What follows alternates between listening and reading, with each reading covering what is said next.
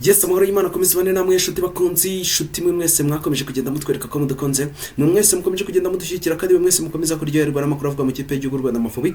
Mwese ndabakunda cyane, Imana ikomeze barinde kandi ikomeze ibahe umugisha. Umugisha kuri mwe mwese bamaze gukora subscribe, mwese mwamaze kumenya ko iyi ariyo channel ya mbere ku isi yizewe ikugeza amakuru avuga mu kipe y'igihugu Rwanda Amavubi ndetse n'andi makuru yose abavugwa mu isi ya sport, ariko by'umwihariko tukibanda ku kipe y'igihugu y'u Rwanda Amavubi kuko tuyikunda turi benshi kandi iba irimo amakuru y'ingenzi abantu baba bakwiye kumenya. Ubwo rero ndabashimiye mwese mukomeje kugenda mudukurikirana, mwese mukomeza kugenda mudutera imbaraga zo gukomeza kugenda dukora kandi dukora ko bwanyu. Ibyo byose rero dukomeza kugenda tubibashimira kuko muri abantu ubagaciro, muri abantu ubingira akamaro. Ubwo rero kora subscribe muri mutarayikora kandi namaze gukora subscribe uze kwibuka gukora kuri like muri iki kiganiro, comment ndetse n'ibindi. Mbibutsa yuko nyuma y'iki kiganiro turi buze kuba twagenda duhemba nkuko twabasezeranyije. Tugiye kujya dutangira kugenda dutanga ibihembo, gutanga ibihembo kuri babantu mwese mukomeje kutubera loyo kabisa, mwese mukomeje kudukurikirana. Ubwo rero kugira ngo umenye ese kugira ngo utsindire igihembo urasabwa iki? Ikintu cya mbere usabwa no gukora kuri subscribe, cyo nicyo kintu cya mbere. Icya kabiri comments, icya gatatu ni like. Ubundi ibyo byose ukimara kubikora izo notification zose tukazibona, ibyo byose kabisa uhita uba umunyamahirwe w'ingenzi ugomba guhabwa igihembo, kandi igihembo gikuru kizaba gishimishije cyane. Umuntu uzagihembwa tuzamuzana ahangaha amaze rwose ibintu bimeze neza cyane, uretse ko atari n'umwe tuzahemba benshi. Ubwo rero mukomeze mudushyigikire, mushyigikire channel yanyu kabisa iranga ko bwanyu kugira ngo ibagezeho amakuru. Uyu munsi rero nta gutinda, reka duhite twinjira ku makuru tubazaniye. Murabizi ko ikipe y'igihugu Rwanda Amavubi igiye kuba yakomeza muri qualification y'igikombe cy'isi cya 2023 kizabera muri Leta Zunze Ubumwe za Amerika, Mexique ndetse na Canada. Ubwo rero ikipe y'igihugu Rwanda Amavubi iri ku mwanya wa 4, aho iri inyuma iri inyuma y'ikipe y'igihugu ya South Africa, ikipe y'igihugu ya Benin ndetse rwose na Nigeria. Ubwo rero kuri uyu munsi rero ariko u Rwanda rukaba runganya na Nigeria nyine amanota, bakaba banganya. Ubwo rero nkuko mubizi kandi muri Ferwafa haje kuba haba amavugurura, uwo bita Dr. Shema Fabrice aza kuba yagenda ayobora Ferwafa muri iyi mandashya.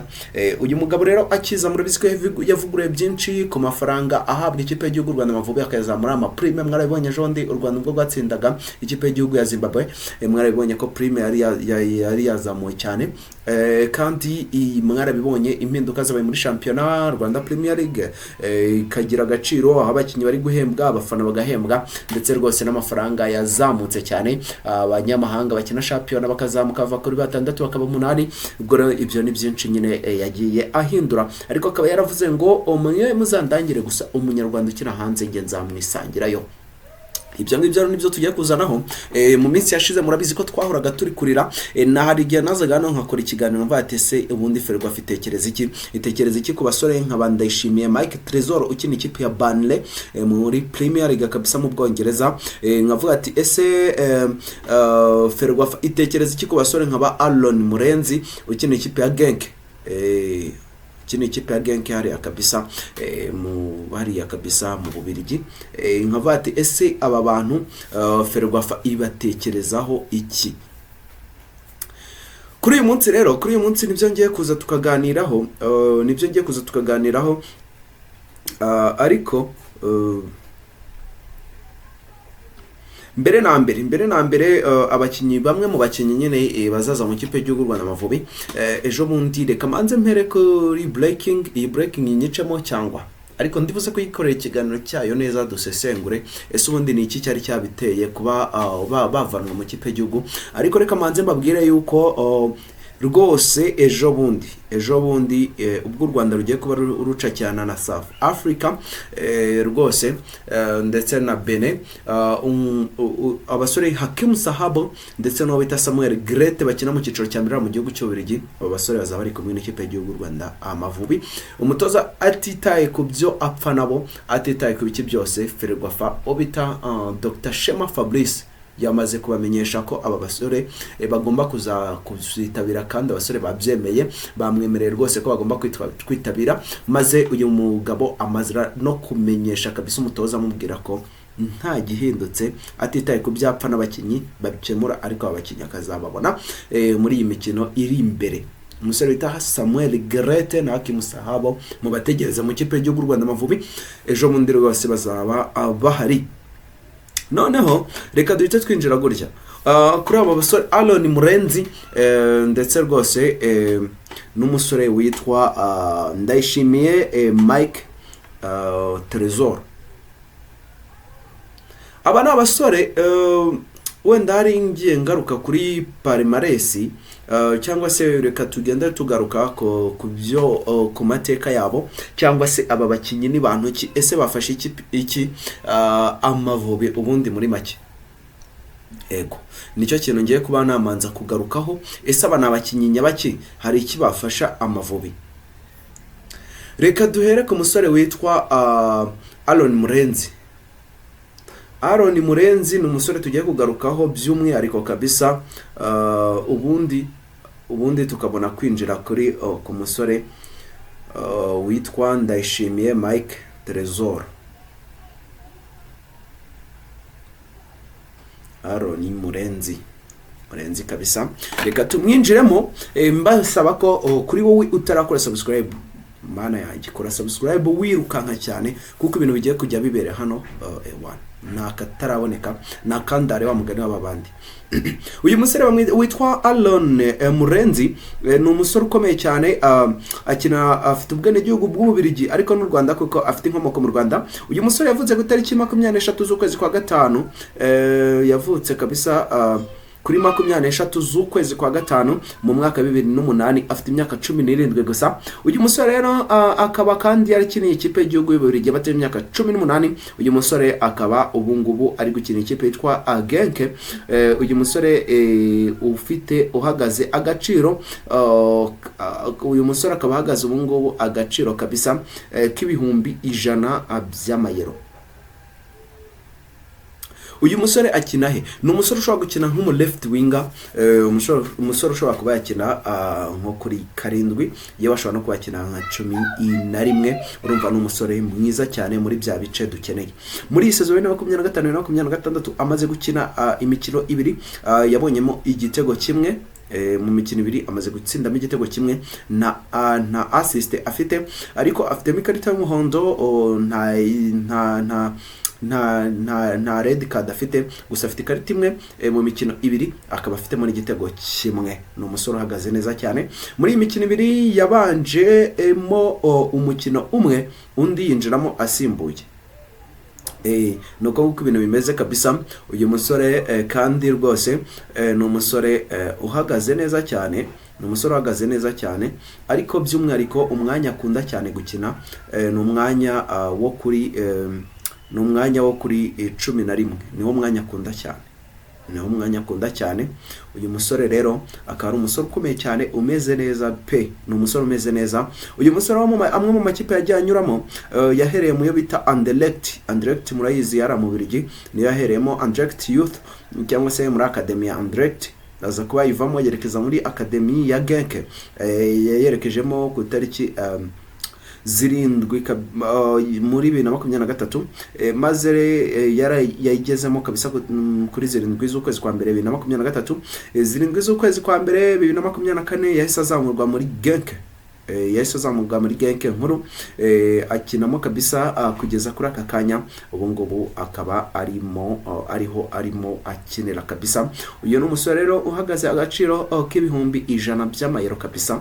Urumva ni umusore uhagazeho ku gaciro k'isoko. Uyu musore afite ubwene gihugu bw'Ububirigi, ariko bikaba binashoboka ko yaba yakinira u Rwanda kuko afite inkomoko mu Rwanda ku babyeyi be, birumvikana. Uyu musore rero akaba ari umusore ukinisha kabisa ukuguru kw'imoso, akaba ari umusore ukinisha ukuguru k'ukumoso cyane, niko prefera gukinisha. Uyu musore rero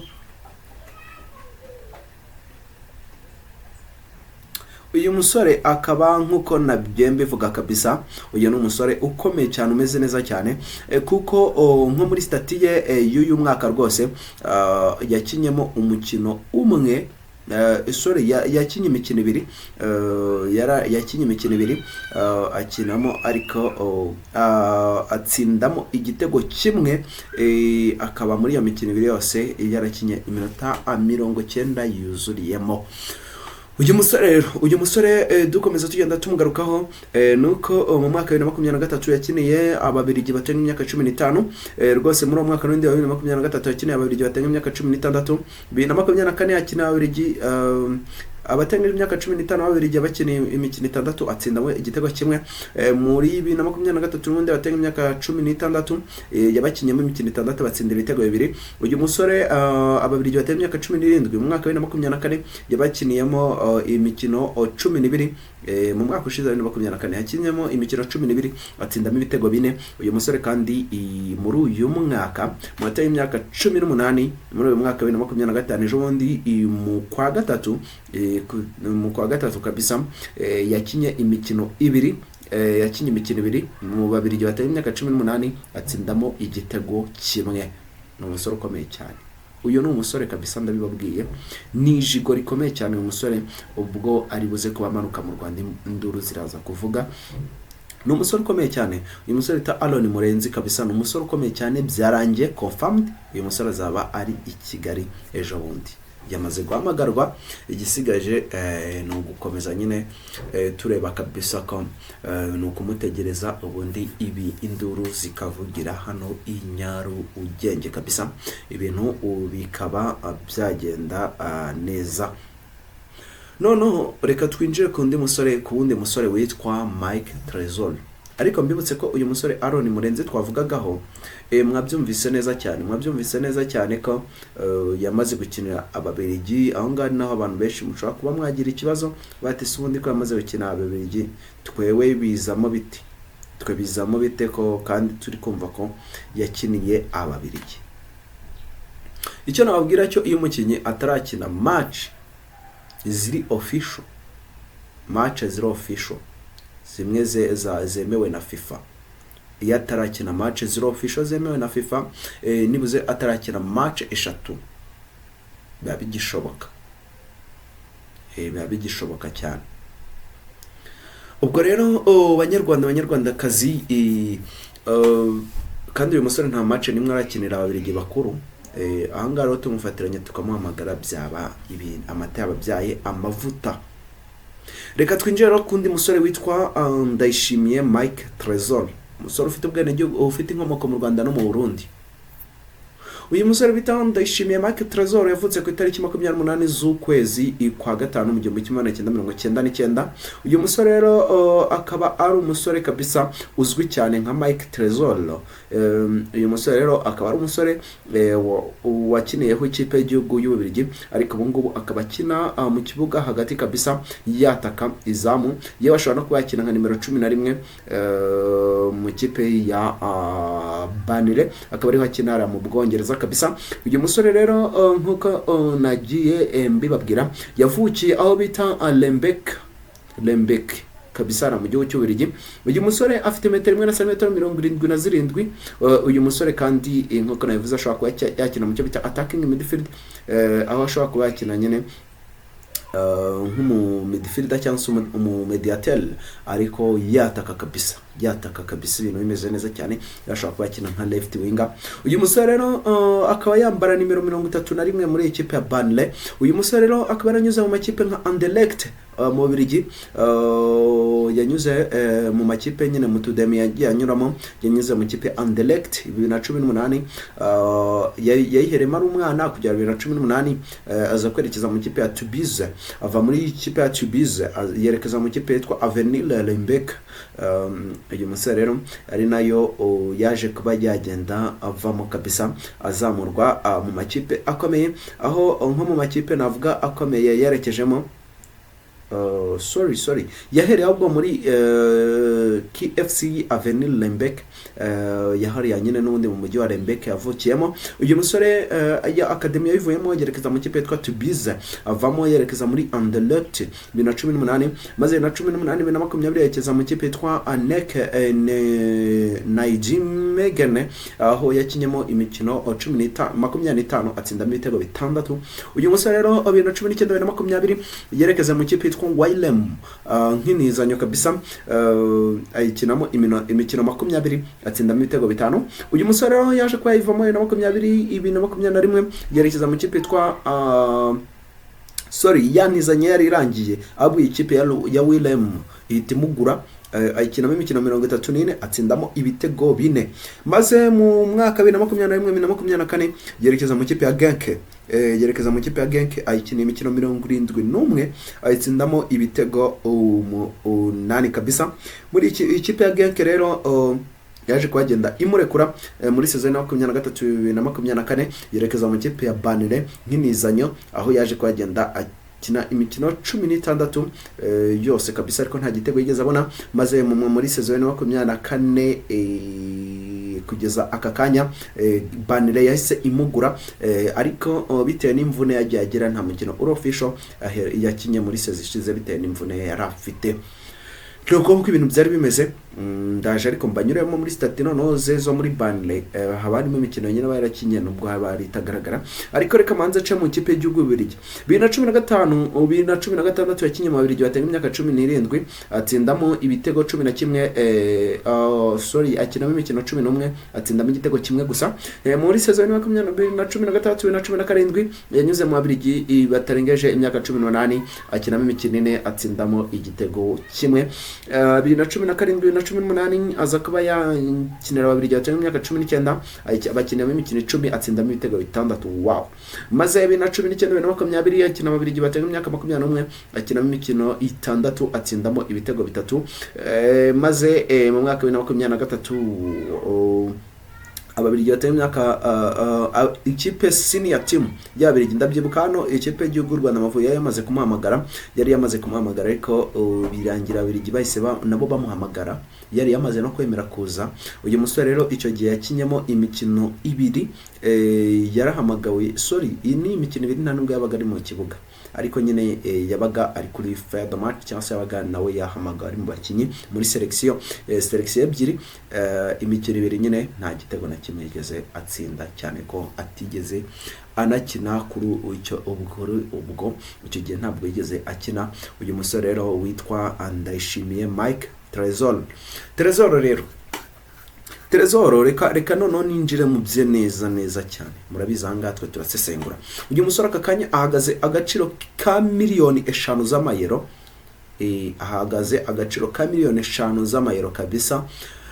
uyu musore w'imyaka 26 ukiri muto kabisa umeze neza cyane, akaba muri iyi season ya 2025-2026 twatangiye ejo bundi muri FA Cup amaze gukinamo imikino 2, yatanze assist 1, akinamo iminota 24.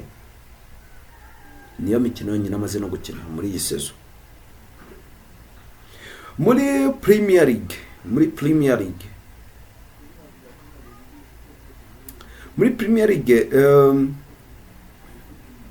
ikipe ye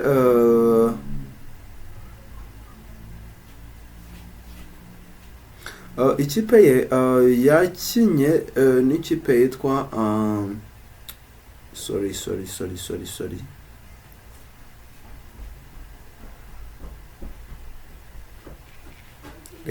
reka ndeke kubigarukaho cyane, ahubwo reka twinjire ese uyu musore mu makipe yagiye acamo, ariko ibyo byose twabivuze. icyo mwumvisemo cyo nuko ari umukinnyi ukomeye. Reka noneho mbabwira amarushanwa yagiye akina, amashampiyona yakinye makomeye, kugira ngo uwumve urwego ariho umukinnyi ugiye kuza mu kipe y'igihugu Rwanda Amavubi. maze muri comment namwe mu mbere ifura muvuge ese uyu niwe. yakinye bita Jupiler Pro League, Jupiler Pro League niyo shampiyona nyine, ni izina rya shampiyona y'Ububiligi. yakinye mu mikino 34 atsindamo ibitego 8 atanga assist 28. mwumvishe ubwo ngubwo ni uruhare mu bitego 36 mu mikino 34, ntabwo ari bibi. Uyu musore akinye mu yo bita Eredivisie, akinamo imikino 54, atsindamo ibitego 9, atanga umupira 14. Yakinye bita Campione Divise, akinamo yakinye imikino 25, atsindamo ibitego 6, assist 1. Premier League yakinye imikino 16, nta gitego nta assist. Uyu musore mu cyo bita KNVB Beka yakinye imikino 6, atsindamo ibitego 4, atanga assist 3. Uruhare mu bitego 7 mu mikino 6. Muri Jupiler Pro League Champions Playoff yakinyemo imikino 5, aza kuba assist 3, nta gitego, ni sawa cyane. Muri Champions League yakinyemo imikino 4, atsindamo igitego 1, atanga assist 2, ibitego 3 mu mikino 4. Umusore uhagaze neza cyane. Muyo bita Beloften preliminary round yakinyemo imikino 4, atsindamo ibitego 3, nta assist. Ni umusore uhagaze neza cyane kabisa. Uyu musore dukomeza mu cyo bita Clocky Cup yakinyemo imikino 4, na assist nta gitego. Muri FL Cup yakinyemo imikino 4, assist 1. Muri Europa League murayizi cyane. Muri Europa League yakinyemo imikino 3, nta gitego na assist. Kandi muri Europa League qualifying yakinye mu mikino 3, atsindamo igitego 1, assist 1, uruhare rw'ibitego 2 mu mikino 3. Uyu musore mu cyo bita UEFA Youth League, muri ya marushanwa nyine ya UEFA bakiri bato, yakinyemo imikino 3, nta assist nta gitego. Muri FA Cup yakinye imikino 2, atanga assist 1. Mu cyo bita Keuken Campione Playoff yakinyemo imikino 2, atsinda igitego 1, nta assist. Ibyo si bibi cyane. Muri Jupiler Pro League Europa Playoff yakinyemo Europe Playoffs yakinyemo imikino 2, nta assist nta gitego. Mu cyo bita Volkswagen Super Cup yakinyemo umukino 1, nta gitego nta assist. Ni umusore uhagaze neza muri make, ni umusore umeze neza cyane, ufite byinshi nkuko twabyifuje ko yazafasha u Rwanda. Uyu musore rero byarangiye confirmed, simbisubiraho, simbigaruka wa mugani wa wundi. Uyu musore mu mwitegure, ejo bundi i Kigali azaba hari muri uku kwezi gutaha, muri uku kwezi kwa 10 ari buze kuba ari i Kigali. Murabizi ko ntabwo njya mbabeshya, muramenyereye, muransobanukiwe cyane. Kuri The Gen TV murabizi, muranzi. Kuri Amavubi News muranzi, sinjya mbeshya. Cyo ngicyo mwarakimenyereye, niko rwego rwanjye. Mukanya rero, mukanya gatoya ndabafite abakinyi benshi bamaze kuba babwirwa ko rwose bagomba kuzaba bahari. Mukanya rwose ndaje mbahereza abandi bakinyi, ndaje mbagezaho abandi bakinyi bose gake umwe ku wundi, bibi hanyanyaswa, abakinyi bakomeye cyane bagiye kuza mu kipe y'igihugu y'u Rwanda Amavubi vuba ngaho. Ubwo rero mube hafi, mukore subscribe kuri utarayikora, nawe amaze gukora subscribe ukora kuri like, comment, share ndetse n'ibindi byose, maze dukomeze tubane neza cyane. Ndabakunda cyane, Imana ikomeze barinde kandi ibiteho. Ciao.